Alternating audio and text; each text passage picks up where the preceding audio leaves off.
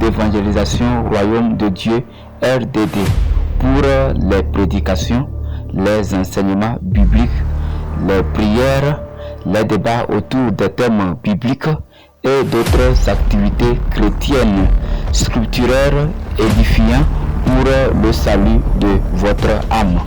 Les dieux. Si on parle de Dieu, beaucoup de personnes sont en confusion. Certains disent que nous tous nous avons un même Dieu. D'autres disent que chacun a son Dieu. Cela bouleverse beaucoup de personnes. Mais si prête à Dieu aujourd'hui, nous allons apporter un éclaircissement sur ce thème. Et dans la Bible, nous trouvons un verset, nous voyons bien l'aspect de Dieu que nous voulons parler et d'un autre Dieu.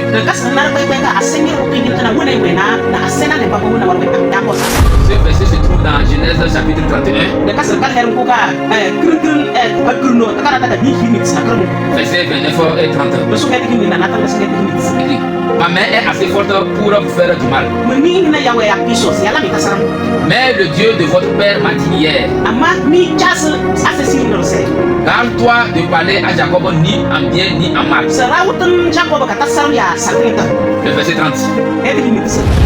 Tu es parti parce que tu languissais après la maison de ton père. Pourquoi as-tu dérobé Dieu?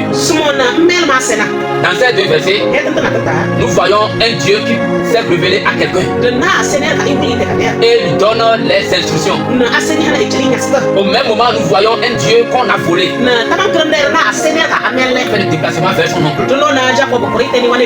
Il a travaillé chez son oncle pendant 20 ans. Quand il travaillait auprès de son oncle, un jour il a appris, les fils de son oncle disaient que c'est les biens de leur papa qui l'a enrichi.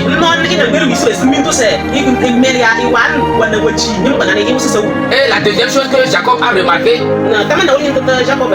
c'est que son oncle Laban n'était pas bien avec lui comme auparavant. Jacob commence à détecter un danger à venir. Et c'est là-bas Dieu même l'a confirmé de quitter son oncle. Jacob qui craignait que s'il quitte son oncle va lui faire du mal. Son oncle était parti pour tondre ses brebis. Et Jacob a profité de cette occasion pour prendre la fuite avec ses femmes et ses enfants. Et là-bas, il a sollicité, il a cherché les gens avec lui pour poursuivre Jacob. Je sais que Laban n'avait pas de bonne intention contre Jacob. Je sais qu'il avait cherché ses frères avec lui avec l'intention de le ruiner et de le renvoyer à vide. Mais dans la nuit, le Dieu que nous servons, le Dieu que Jacob sert, le Dieu que le père de Jacob qui est Isaac sert, le Dieu que Abraham qui est le père d'Isaac sert, ce Dieu-là s'est révélé à Laban la nuit. Et il l'a donné des interdictions qu'il doit respecter. Donc quand Jacob et Laban se sont croisés, Laban a dit que tu as chance. Parce que ton Dieu m'est apparu hier soir. Et il m'a dit de ne pas te toucher. Alléluia. Et Laban continue en disant, maintenant quand tu as le désir de rentrer chez toi, pourquoi tu as volé mes dieux? Alléluia. Je me demande comment est-ce qu'on peut voler un Dieu. Quel est le rôle de Dieu? Ce n'est pas Dieu qui veille sur la sécurité de l'homme. S'il arrive qu'on peut voler ton Dieu, est-ce que ce Dieu peut veiller sur la sécurité? C'est toi qui veilles sur la sécurité de ton Dieu ou bien c'est ton Dieu qui veille sur ta sécurité? Le Dieu que nous adorons, le Dieu d'Abraham, le Dieu d'Isaac, le Dieu de Jacob, le Dieu qui s'est révélé comme Jésus-Christ, on ne vole pas ce Dieu, on ne défend pas sa cause. Personne ne peut veiller sur sa sécurité.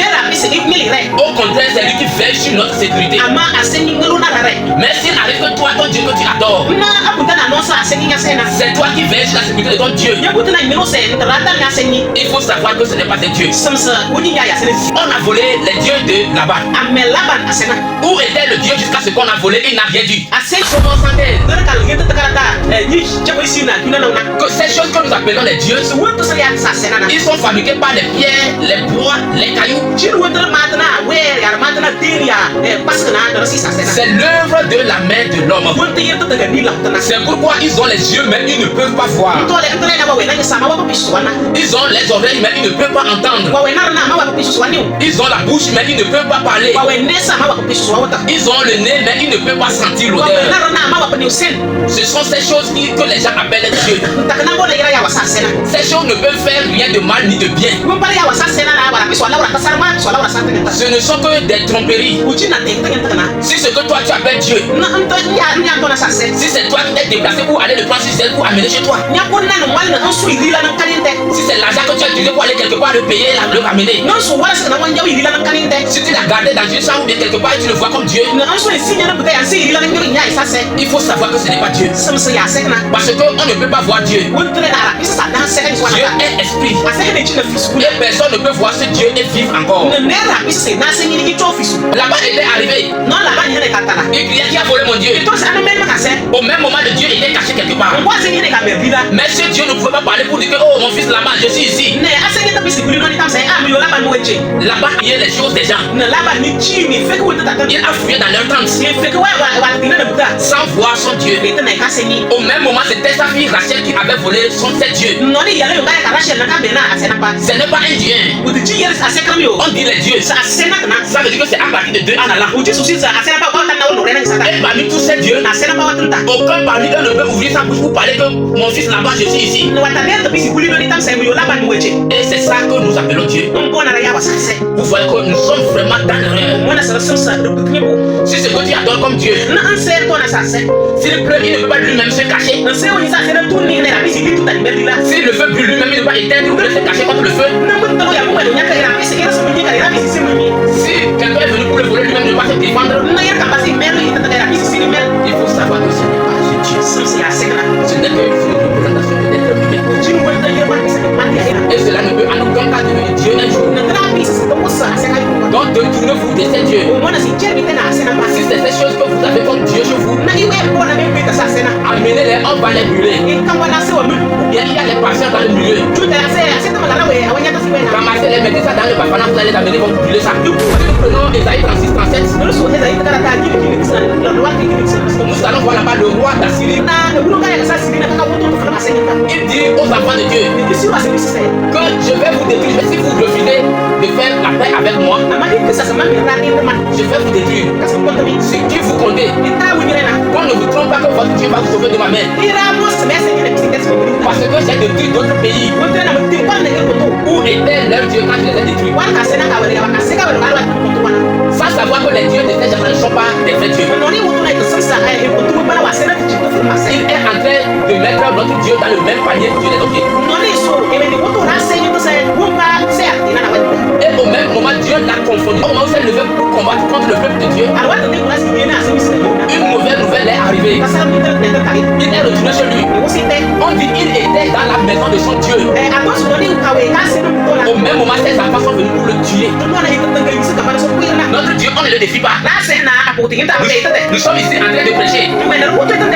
Certains nous sommes dans la ville.